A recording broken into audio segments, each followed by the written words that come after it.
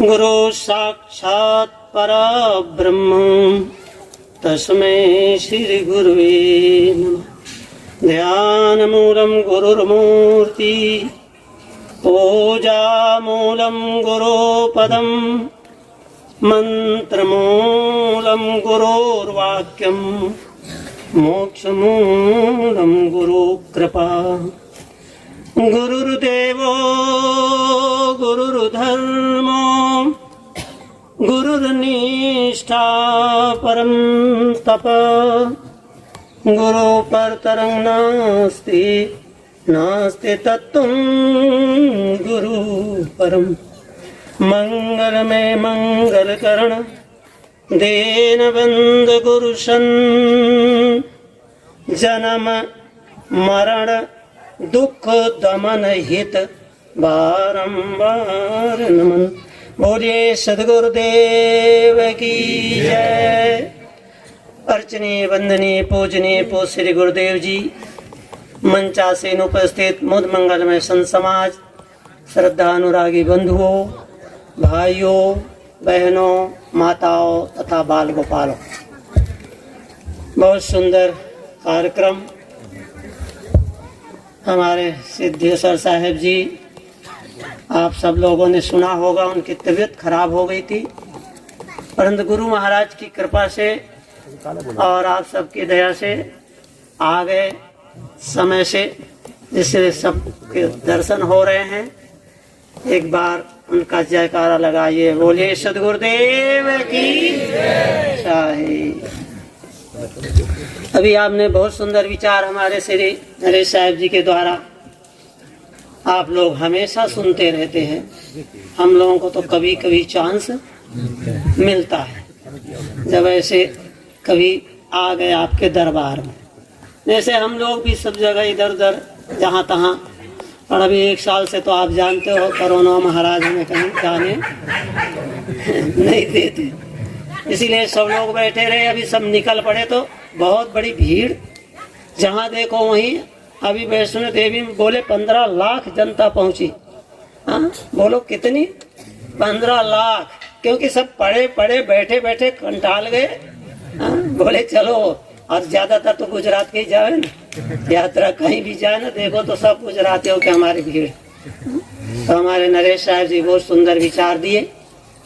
समय तो आप जानते हैं बहुत थोड़ा है, और थोड़े में हमें सब काम करना है। अलग से टाइम मिलने वाला। नरेंद्र मोदी जी हमारे कितना काम करते हैं, वो 16 घंटा 18 घंटा बोलते हैं मैं काम करता हूँ। इसलिए कहते हैं ना, जैसे मैं करता हूँ उसे हमारा पूरा भारत करने लगे तो पूरे विश्व में नंबर 1 आ जाएंगे। क्योंकि नरेंद्र मोदी जी तो नंबर 1 आ गए हैं, परंतु हमें आपको सबको भी नंबर 1 में आना है। तो साहब जी ने बहुत सुंदर बतलाया कि हमारा लक्ष्य निर्धारित होना चाहिए। और संतों ने कहा है कि जिनका कोई लक्ष्य नहीं और नहीं कोई उद्देश्य, अते नरकटी पतंग सम क्यों न गिरे दूर। बोल दो ना, आप लोगों को भी आता होगा। कहते हैं जिनका कोई लक्ष्य ही नहीं है, थोड़ी देर चलते हैं, थोड़ी देर वापस आ जाते हैं, थोड़ी देर इधर जाते हैं, फिर उधर से वापस आते हैं। कोई लक्ष्य ही नहीं, निर्धारण नहीं, कहाँ जाएंगे।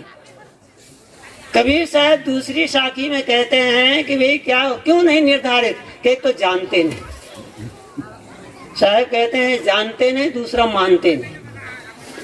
एक तो जानते भी नहीं, दूसरा मानते भी नहीं। जाना नहीं और बोलते हो, जाना नहीं, बूझा नहीं, समझ किया नहीं, गौर। और अंधे को अंधा मिला तो राह बतावे बतलाओ। चाहे कहते एक तो जानते नहीं, दूसरा मानते भी नहीं। क्यों नहीं मानते? क्योंकि अहंकार, हम सब जानते। ये बात है ना कि हम सब जानते हैं। महाराज क्या है, बैठ गए ऊपर तो समझते हैं कि हम बहुत जानते हैं। हम हमेशा कहते हैं कि ऐसा मत सोचना कि हम ऊपर बैठ गए तो बहुत जानते हैं। ये तखत है ना, बोलते हैं ना, तखत में कौन बैठता है? बोले तखत में वो चौकी है, इसको हम लोग कहते हैं चौकी। तो चौकी में बैठता है चौकीदार, और जो चौकीदार आज प्रधानमंत्री हमारे है। तो तखत मर गए, चौकी पर बैठता है चौकीदार, जमीन पर बैठता है जमींदार। आप बताओ, आप सब किसान हो, बताओ कौन बड़ा है? चौकीदार बड़ा है कि जमींदार? हाँ, जमींदार बड़ा है, चौकीदार क्यों बड़ा है? जमींदारी है। आप ना सब आते हो तो बताओ हम किसको सुनाते? बोलो तो आप बड़े हो कि हम बड़े? तीरथ बड़ा ना तीरथ का। देखो कभी शायद तो ऐसे है कि जहाँ पहुंच जाते फटाफट। वो कहते तीरथ बड़ा है, बताओ गंगा बड़ी है, प्रयाग बड़ा है, कि काशी बड़ा है, जगन्नाथ बड़ा है, बद्रीनाथ बड़े हैं? अरे तीरथ नहीं बड़ा, तीरथ का दास बड़ा है। यदि आप नहीं जाए तो क्या बड़ा है? इसीलिए बोलते हैं कि तखत में जो ये पाठ है, तखत है, उसमें चौकी में चौकीदार बैठता है और जमीन पर बैठता है जमींदार। तो जमींदार बड़ा होता है। और कबीर साहब एक बात और कहते हैं कि ऊंचे पानी, बोलो, ऊंचे पानी ना टिके और नीचे ही ठहराए, नीचा हो तो भर पिए ऊंच पियासा। ऊंच के अहंकार में कि मैं तो बस बहुत बड़ा, तो कौन जमीन पर बैठे हैं? अरे पर पानी कहाँ रहता है? बोलो, नल के नीचे आप हैंडपंप के नीचे जाओ और ऊपर हाथ करके पियो, मिलेगा पानी? पानी पीना है तो नीचे झुकना पड़ेगा। इसी प्रकार से संत महात्मा पानी पिला रहे हैं। और कबीर साहब ये भी कहते हैं, पानी पियावत घर घर शायर वार। बोले त्रिसावंत जो होएगा तो पीवेगा झक। तो आप सब त्रिसावंत तो है, तभी तो आए हैं, है ना? सबके अंदर भाव है, प्रेम है, आप सब जानते हो। ऐसी बात नहीं है कि हम लोग जानते हैं आप नहीं जानते हो, सभी जानते हैं। और आपका लक्ष्य पहले बना ना, लक्ष्य, तभी तो यहाँ आए हैं। बिना लक्ष्य बनाए हम यहाँ पहुंच गए। हमारा आपका सबका लक्ष्य पहले बना, कहाँ? ये मनुष्य शरीर में आने का भी पहले लक्ष्य न बनता तो कैसे आते? बोलो, पहले निर्धारित किया तब यहाँ आ गए। अब आ तो गए पर अब काम बनाना है। इसीलिए संतों के पास कहते हैं काम बनाना है तो जाना है ना। संतों के पास जाएंगे तभी काम बनेगा। इसीलिए साहब कहते हैं जाना नहीं, बूझा नहीं। एक तो जानते नहीं, दूसरा संतों से किसी से पूछते भी नहीं। हम लोग रास्ते में चलते हैं, उत्तर प्रदेश जा रहे थे। अब आप तो देख रहे हैं जब चौराहा था, आजकल तो चलो बोर्ड लगा दिए गए हैं, कुछ चिन्ह मार भी देते हैं, भाई इधर भोपाल है, इधर झांसी है। अब हम उधर भोपाल की तरफ चले गए, झांसी की तरफ देखे नहीं तो झांसी पहुंच जाएंगे, तो पहुंच गए भोपाल। इसीलिए बोलते हैं कि नहीं है संदेह हो, संशय हो तो क्या करना चाहिए? पूछना चाहिए। और वो भी पूछना कैसे है? बोले श्रद्धा भाव से। ऐसा नहीं कि भाई अहंकार में आकर उसमें भी पूछे। जो अहंकार में आएगा तो कौन बताएगा? बोलो, तो उनको भी पूछा, अरे बाबू हमको ये बताओ, हमें इधर जाना, कोई मिल गया तो पूछना पड़ता है। आजकल तो इंटरनेट, आज जानते ना, इसमें बना दिया जाता है, इंटरनेट में डाल दिया, हमें झांसी जाना है, पूछने की जरूरत नहीं, बढ़िया बताता जाएगा। ये चौराहे, क्योंकि चौराहों में भूल होती है ज्यादा, है ना? जहाँ बोर्ड नहीं होता। अभी हम इधर ही आए, हमने सोचा भाई चापरकोटा तो बहुत नजदीक है। हमें ऐसे रहा जब पहले आए थे, वो खेती होती नहीं रही, गर्मी में आए थे, आम पके हुए थे तो ज्यादा खेती। अब तो चारों तरफ खेती भारी, हरी भरा, चारों तरफ हरा भरा। हमने सोचा कि रेलवे के पास में ही है। और थोड़ा रात्रि हो गई, अंधेरा था ही, 6:30 बजे। तो नडियाद से चले, हमने सोचा जल्दी पहुंच जाएंगे, पर भक्तों के माले नहीं लगा, बड़ौदे में रोक लिए 1 घंटा, वहीं बीच में सत्संग होने लगा। तो जब यहाँ आए तो हमने सोचा भाई पूछ लो। हमारे संत भी बोले, गुरु जी बोले पूछो किसी से। तो हमने कहा भाई गए तो हमारे साथ एक हमारे हेमलाल जी हैं, वो भी कई बार आए। तो हमने कहा भाई आपको तो मालूम है ना, हम तो 1 बार गए, पर हमें ऐसा है कि वहाँ जम्मू गांव से इधर मुड़ना पड़ता। तो वहाँ आए तो बीच में हमको लेटे लेटे बहुत जल्दी दिखाई दिया। तो हमने सोचा भाई जम्मू गांव, तो हम ऐसा तो नहीं कि निकल के हम आ गए आगे, नहीं तो पहुंच जाएंगे चेतपुर पावी। तो क्या करते, वहाँ पूछा तो बोले महाराज आगे जाओ और वहीं से मुड़ जाओ रेलवे। तो क्रॉसिंग दिखाई दिया, फिर हम आगे तो हम गाड़ी दौड़ाए। तो हमने कहा भाई झापरकोटा तो पास में है, कहीं गढ़ोत ना पहुंच जाए, रात में पता नहीं, अगर रोड तो रोड। तो फिर एक सज्जन से पूछे कि भैया चापरकोटा कितनी दूर है? बोले महाराज अभी आप ये जाओ, जब आगे जाओगे तो एक चला जाएगा गढ़ो, इधर आप मुड़ जाओ सीधे। तो वहाँ भी लिखा भी हुआ था, सड़क में लिखा था श्री कबीर आश्रम। तो हमने कहा बस यही है, चलो। तो कहते प्रेम से पूछना चाहिए, नहीं जानो तो बस चले जाओगे कहीं के कहीं। इसीलिए आज संसार में लोग कहीं के कहीं जा रहे हैं, कहाँ सच्चा मार्ग पाते। साहब ने अभी नहीं कहा, गधेड़ा का उदाहरण दी कि जैसे चंदन का भाल लादे हो, गधेड़ा के ऊपर आप चंदन का भाल लाद दीजिए, पर वो समझता है कि मेरे अंदर ऊपर चंदन लगा हुआ है? वो तो समझता है कि भार लादा है बस। इसी तरह से हम बहुत जानते हैं और ये करके दुनिया भरे की लादी लादे रहते हैं, क्या क्या लादे रहते हैं। इसीलिए हम पूछते हैं तो भाई विवेकी संतों के पास हम जाएं और वहां समझे बिना पहले तो क्या करना है, समझना ही पड़ता। पहले समझो। रामायण में कहते हैं सुन समझहि जन मुदित मना और मंजहि अति अनुराग, लाए चार फल अछत तन साधु समाज प्रयाग। बोलते हैं आप यहाँ न समझना कि हम चापरकोटा में बैठे हैं। कहाँ बैठे हैं? ये प्रयागराज है, संतों का जहाँ समागम है। ये प्रयागराज आप पहुंच गए बिना खर्चा किए, है ना।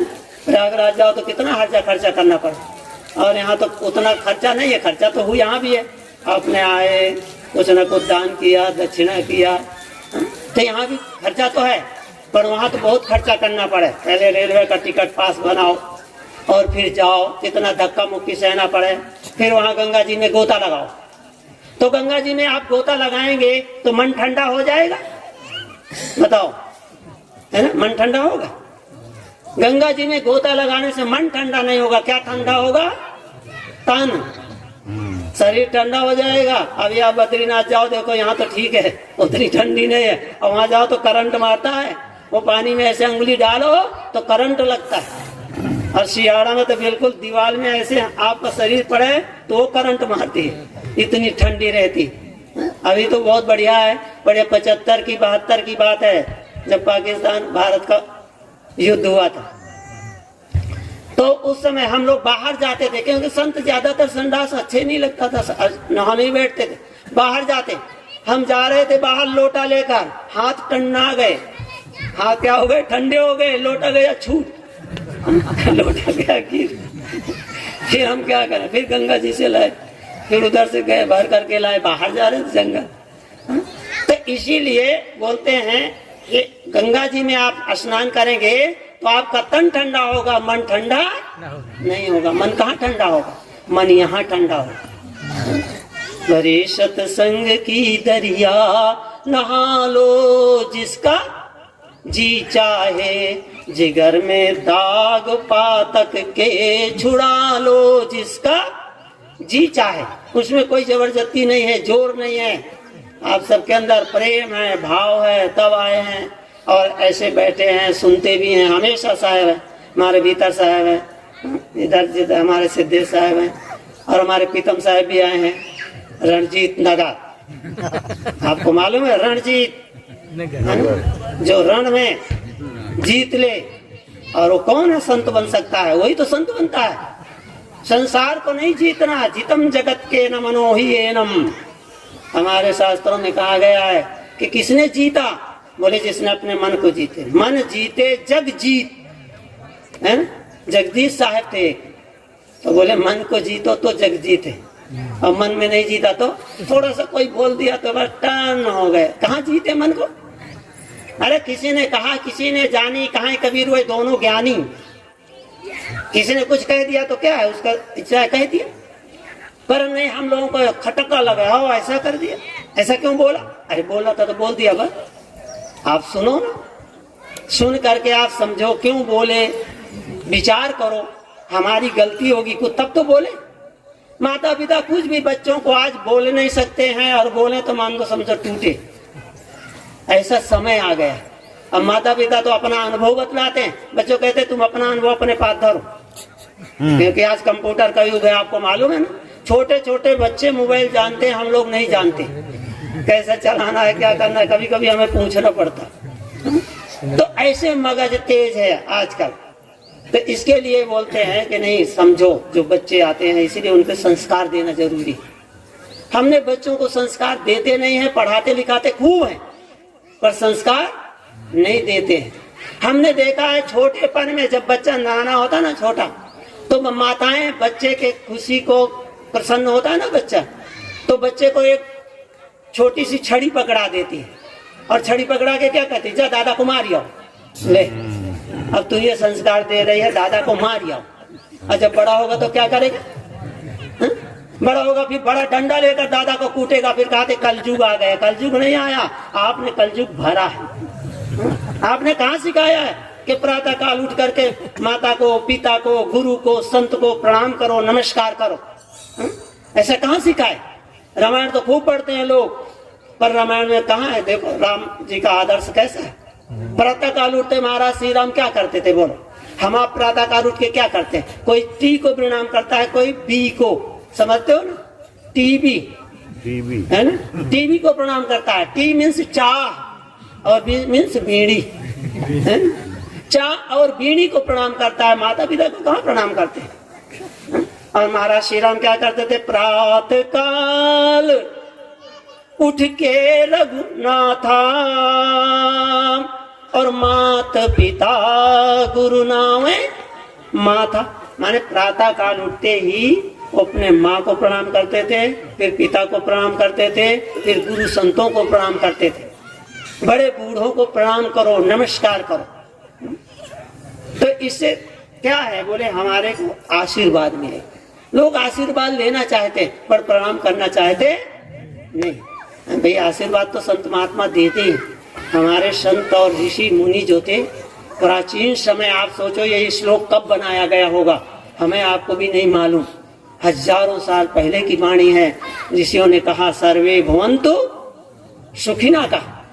सर्वे भवन्तु, सर्वे भवन्तु का मतलब पूरा विश्व, पूरा विश्व हमारा सुखी हो, कोई दुखी न हो। सर्वे भवन्तु सुखिना, सर्वे सन्तु निरामया, सर्वे भद्राणि पश्यन्तु मां कश्चित् दुख भाग भवेत्। ये हमारे महर्षि संत महापुरुष आशीर्वाद देते हैं कि सभी सुखी हो, सभी निरोगी हो, कोई दुख न पाए, सबके मन में सुख हो, शांति हो। जैसा आपने अभी कहे ना कि भाई हमारे अंदर में जलन है, काम की जलन, क्रोध की जलन, लोभ की जलन, बोले ईर्षा की जलन, सब कुछ है, पर लोग ईर्षा हो जाती। बोलो कितना लोग जलते रहते हैं, कोई आग नहीं लगाया है, हमने खुद अपने आग लगा लिया। कोई जलाने वाला नहीं है। इसीलिए संत महात्मा कहते हैं तुम समझो पहले और जानो, जानकर समझ करके तब चलो रास्ता। नहीं तो जाना नहीं, बूझा नहीं, समझ किया नहीं, कौन तो बोले अंधे को अंधा मिला। अब बेचारा जानते नहीं दोनों कि जाना है बड़ौदा और चल दिया इधर उदयपुर की तरफ, तो दोनों नहीं जानते तो क्या होगा? अंधे को अंधा। अंधे को अंधा कहने मतलब कि वो दोनों नहीं जानते, और दोनों चल दिए तो कहाँ जाएंगे? जाना नहीं, बूझा नहीं, समझ नहीं आया, किया नहीं, गो अंधे को अंधा मिला तो राह बतावे कौन बताएगा? इसलिए जिनके विवेक विचार रूपी आँख खुले उनके पास जाओ और वहाँ जानो, वहाँ पूछो। संतों के पास जावे तो दुनिया की बात मत करो। एक महात्मा थे, वो तो जानते थे कोई भी आवे ना तो पहले सुनाना शुरू कर देते, क्योंकि हम अपना सुनाएंगे तो ठीक रहेगा नहीं। जहाँ ये बैठे तो बस लड़का नहीं कहा मानता, लड़की कहा नहीं मानती, बहू ठीक नहीं है, लड़का ये नहीं ठीक है, दुनिया भर का अपनी रामायण सुनाने लगेंगे। इसलिए बोले अपनी सुनाओ।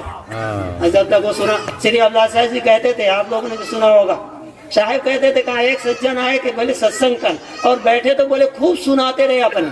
अब साहब तो कैसे अपना सुनाओ, अपन बैठे रहे हुआ करते रहे। अंतिम में जब चलने लगे बोले साहब आज बहुत सत्संग में आनंद आया, मैंने जितना भड़ा सा अपना निकाल दिया अंदर का।